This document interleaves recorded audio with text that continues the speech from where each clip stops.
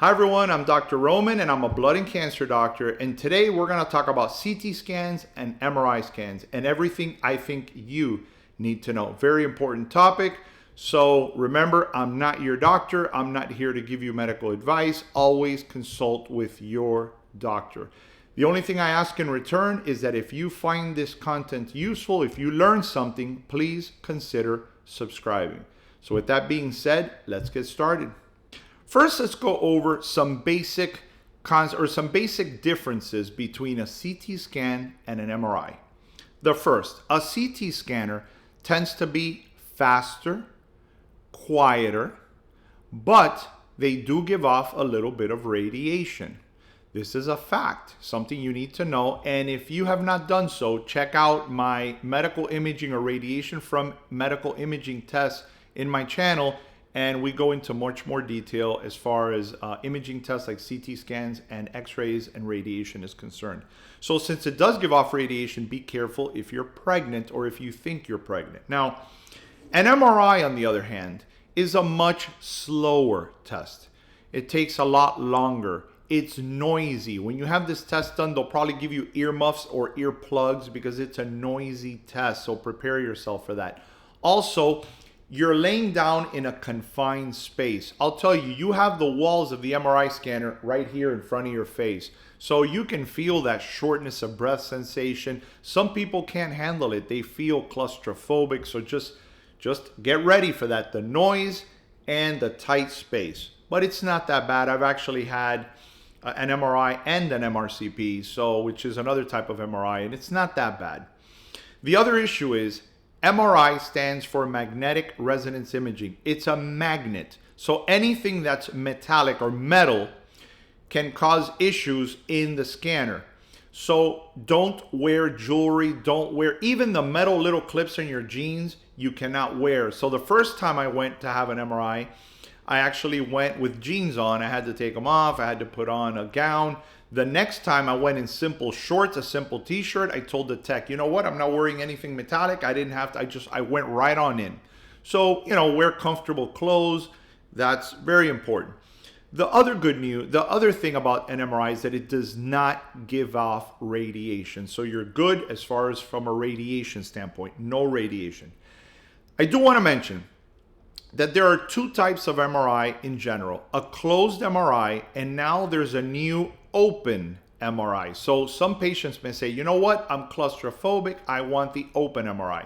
And that's true, it exists, it gives pretty good pictures, but I've asked several radiologists, and for the most part, I'm told that the closed claustrophobic MRI, if you will, does give off better pictures than the open. So, closed, a little better picture than the open MRI. So just keep that in mind. For me, I'll stick to the closed for now because I want to get the best picture possible.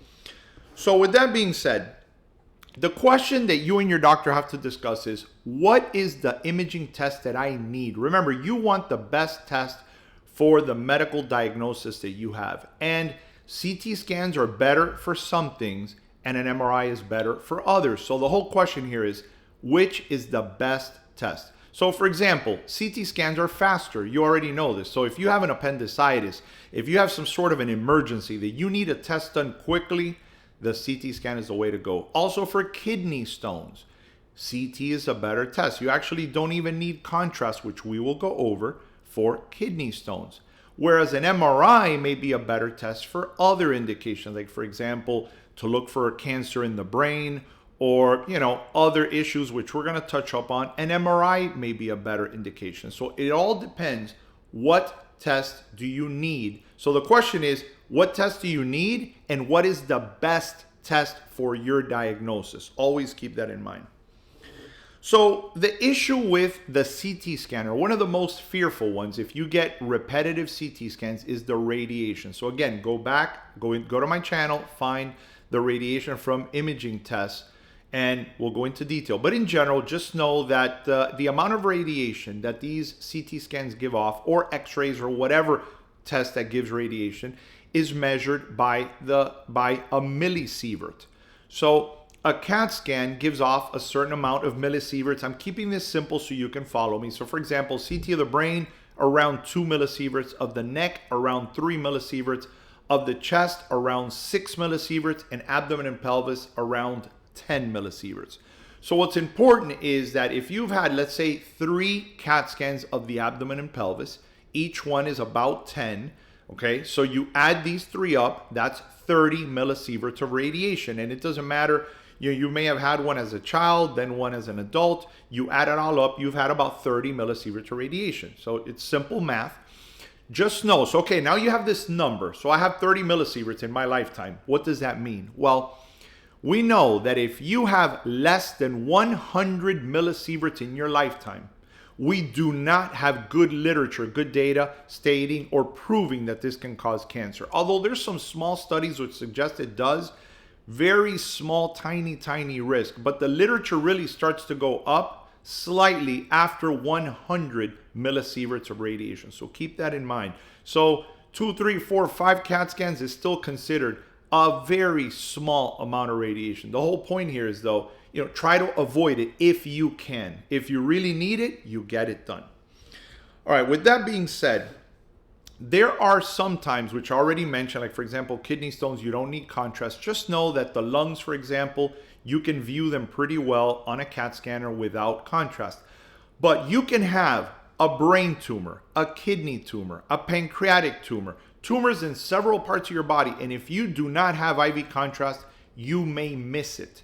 There are some exceptions. There are other indications. For example, something that's near and dear to me, it's pancreatic cysts. A pancreatic cyst, for the most part, you got to be careful with a CT scanner without contrast. I've seen several patients that they don't see it.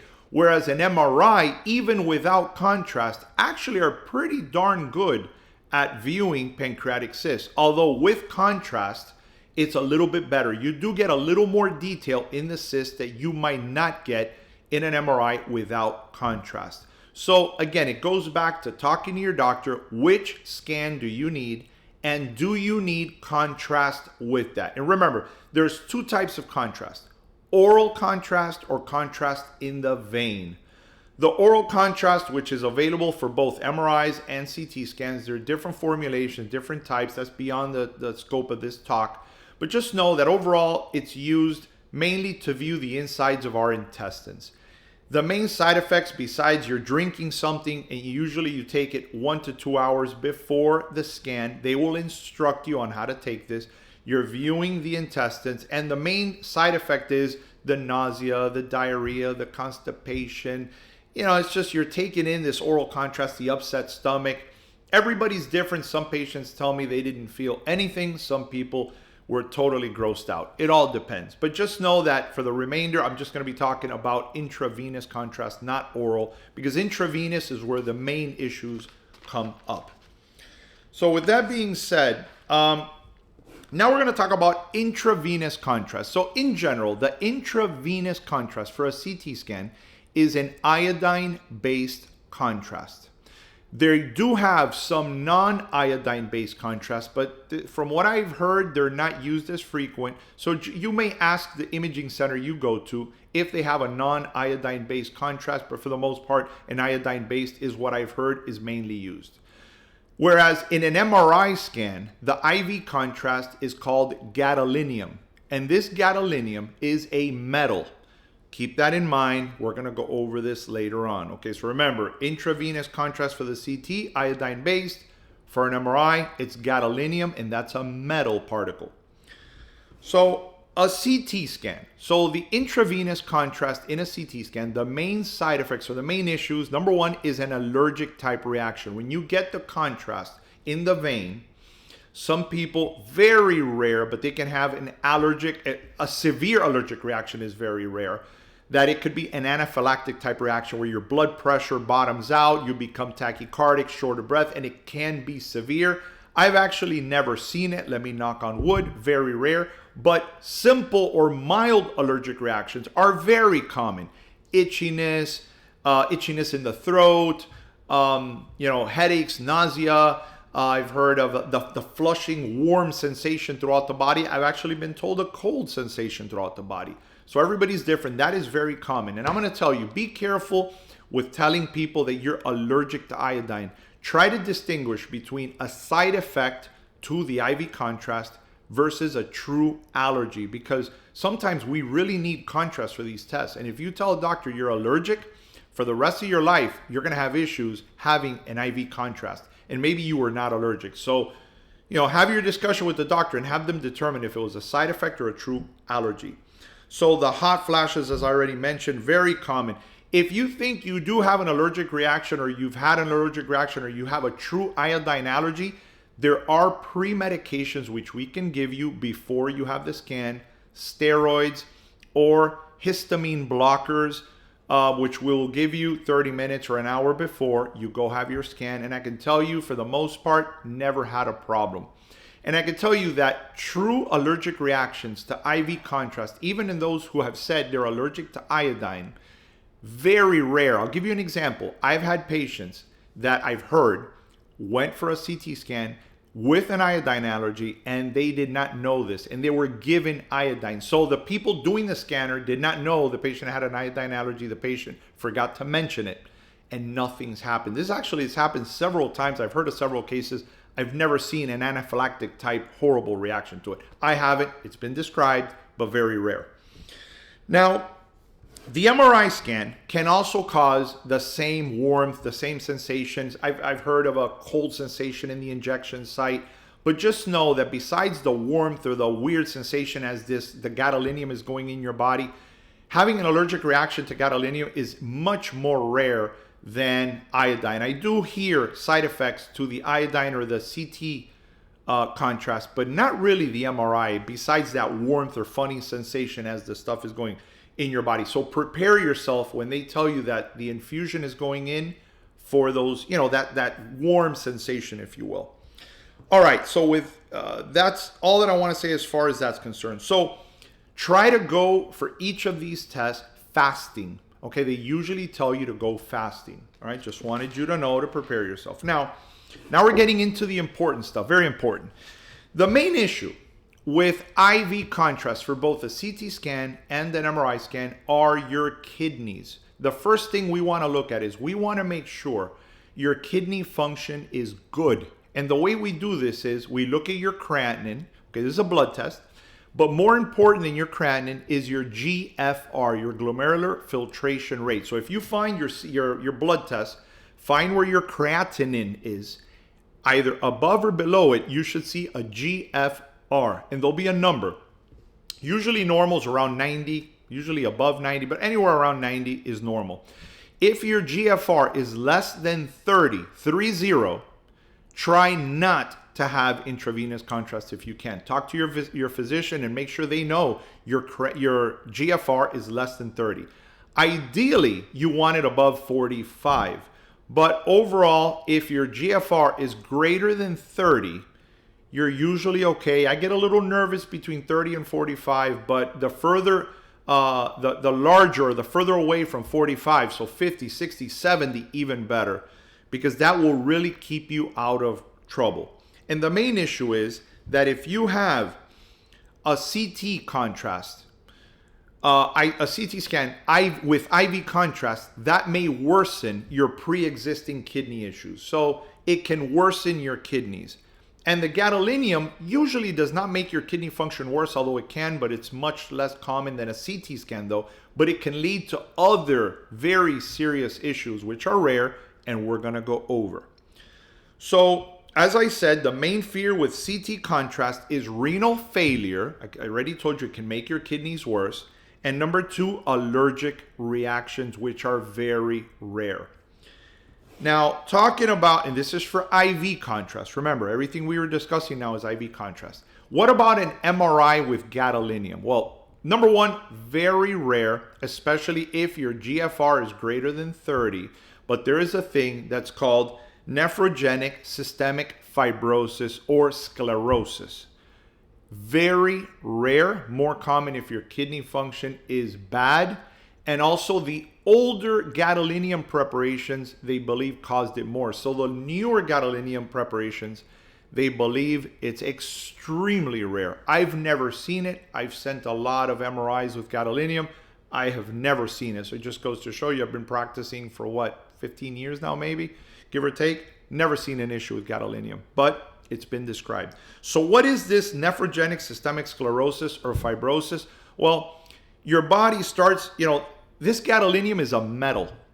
And this metal deposits in our body, and they believe it can cause this fibrotic, this reaction in your body where it can be mild. You can get the weakness, the fatigue, pruritus, which is itchiness, burning sensation on the skin, bone and muscle pain. But it can also start affecting your skin. Your skin becomes very thickened, very, like a rash type, like a leathery type skin. It can even blister or ulcerate. And once you have involvement of the skin, the mortality is quite high. So what does this mean? Try to be careful. If you have abnormal kidneys, just know that this has been described. Extremely rare. I don't want you to panic. Again, I tell this to my patients. I tell them, because when I tell them this, they freak out, and I tell them, do you ever get on an airplane? They tell me, yeah, all the time. Well, the airplane can fall. I mean, it can, but that doesn't mean, you're not going to go on vacation or take a plane trip. So there you go. So just know it's very rare. The problem is that there really is no known treatment for it. So the whole goal here is, just you got to know it can happen and be careful. Don't get that contrast if your kidney function is not good. The other issue with gadolinium, remember I told you it's a metal and it can cause gadolinium deposition disease. This is very vague. All that happens here is the grand majority of the gadolinium is removed from your kidneys, but we know based on autopsy specimens that gadolinium does deposit to a small degree in your bone and your brain and the rest of your body. This metal deposits and your kidneys cannot get rid of 100% of this gadolinium. So if you've had 1, 2, 5, 10 gadolinium MRI scans with gadolinium, this gadolinium deposition, which we really don't know what will happen long term, this is stuff that we think it might, just really hasn't been proven that I'm aware of. But patients tend to complain of like brain fog, pain, itchiness, nausea, but very vague symptoms. Again, right now I have brain fog. I worked all day today. I saw a ton of patients. I have brain fog. I have pain. I'm tired. I have weakness. So again, these are all very, very common just very common symptoms. So just know that they call it gadolinium deposition disease. We really don't know much about it. We're learning as time goes on. There's really no treatment, although they're recommending maybe trying some chelating agents. But again, the whole goal here is trying to prevent all of this stuff to begin with. So again, you have to ask yourself, do I really need the scan and do I need the contrast? And that's the conversation you always have to ask your doctor. All right, so now, how do you prevent some of this stuff from happening? Well, the first thing is hydration. Do not go to one of these scans, especially with IV contrast, if you're dehydrated.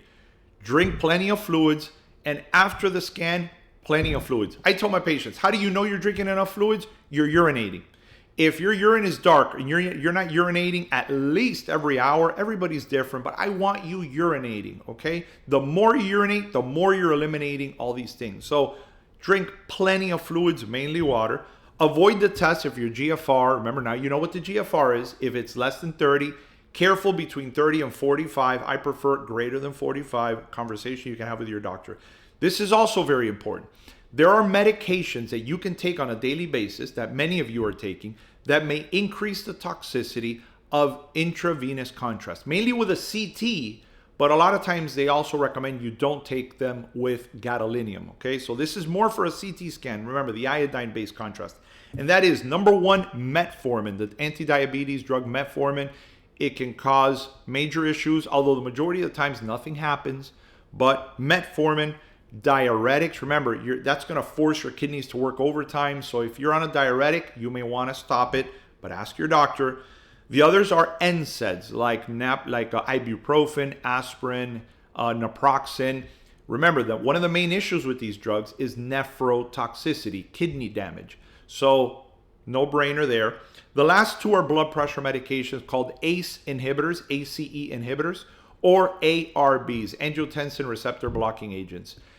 You can Google those if you want to know you're on one of those. They're blood pressure medications. Chances are, if you're on one of those, chances are your doctor has told you which ones they are. So if this is the first time you hear that name, chances are you're not on them. So consider not taking them that day that you're having the scan if your doctor tells you it's safe to do so. So I already told you, the main question is, do you need the scan? If the answer is yes, the next question is, do I need the contrast? And if the answer is yes, then guys, you take it, keep yourself well hydrated, try to avoid these medications if you can that I mentioned. And that's about it. Now remember, if you are older, okay, in my opinion, the repetitive scans, you have less to worry about. Let me explain myself. So the younger you are, a little more to worry about, the older. So let's start off with the radiation. We know that it takes about 10 to 20 years at least for the radiation, when you're exposed to radiation, for that to cause DNA damage and cause cancer. So keep that in mind. If you are 80 years old, the average life expectancy in the United States is in the mid to late 70s. So if you're 80, you're already past that. So if I tell you now, you have a tiny chance of getting cancer 10, 20 years from now, and you're 80, so what, when you're 90, 95, 100 years old, less important than if you're 30 years old. It's just common sense. So if you're that 30-year-old and you're having multiple CT scans, more to worry about. It's just common sense. And the other issue is the gadolinium. Remember, I told you about the gadolinium deposition disease. So, if you're young and you're having 1, 2, 5, 10, you really got to start asking yourself, can I potentially cause more harm than good? Have that discussion with your doctor, because I can tell you, and I'm pretty sure most of you have had all these scans and your doctor never told you anything about gadolinium, the risks, the IV contrast. I will bet my life the majority of the times they did not mention any of this. And most of us do not. So again, if I missed a question that you may have, leave it in the comment section below and I will catch you on the next video. Thank you.